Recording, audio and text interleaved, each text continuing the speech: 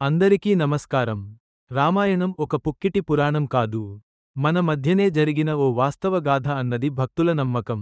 అందుకు అనుగుణంగా రామాయణంలోని ప్రతి ఘట్టానికి సంబంధించిన స్థలపురాణాలు మనకి వినిపిస్తూ ఉంటాయి. శ్రీరామనవమి సందర్భంగా ఆయా పుణ్యక్షేత్రాల్లో సీతారాములను తల్చుకుంటూ, నాటి ఘట్టాలను నెమరువేసుకుంటూ అంగరంగ వైభవంగా సంబరాలు జరుగుతాయి. వాటిలో ఓ అరుదైన స్థలం సీతామర్హి. సీతమ్మవారు పుట్టినచోటు. సీతమ్మ భూదేవి ప్రతిరూపం. ఇంద్రుని ప్రసన్నం చేసుకునే క్రతువులో భాగంగా జనకమహారాజు నాగలితో దున్నుతున్నప్పుడు ఒక కుండ అడ్డు తగిలిందని, అందులో సీతమ్మ ఉందని చెబుతోంది రామాయణం. బీహార్ రాష్ట్రంలో ఉన్న సీతామర్హి అనే చోటే ఇది జరిగిందట. ఈ స్థలపురాణానికి అనుగుణంగా ఇక్కడ ఎన్నో కట్టడాలు కనిపిస్తాయి. సీతమ్మ దొరికిన చోట జనక మహారాజు ఒక పెద్ద చెరువును తవ్వించారట. ఆమె వివాహ సందర్భంగా సీతారామలక్ష్మణుల విగ్రహాలను ఆయనే స్వయంగా స్థాపించారట. ఈ ప్రదేశాన్ని జానకి కుండ్ అని పిలుస్తారు.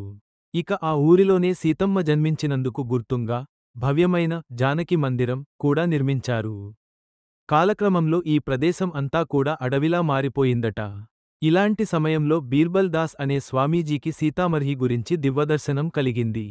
ఆయన పూనికతో నాటి విశేషాలన్నీ మళ్లీ ప్రాచుర్యంలోకి వచ్చాయి. సీతామర్హిలోనే మరో విశేషం కూడా ఉంది.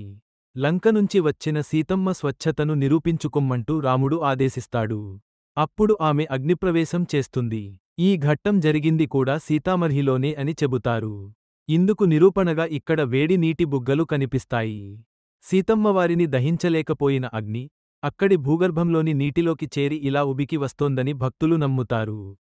మాఘపౌర్ణమి రోజున ఈ వేడి నీటి బుగ్గలలో స్నానం చేసేందుకు ఎక్కడెక్కడి నుంచో భక్తులు వస్తారు. బీహార్లోని పాట్నా, ముజఫర్పూర్, దర్భంగ లాంటి ముఖ్య పట్నాలన్నింటి నుంచి కూడా సీతామర్హిని చాలా తేలికగా చేరుకోవచ్చు.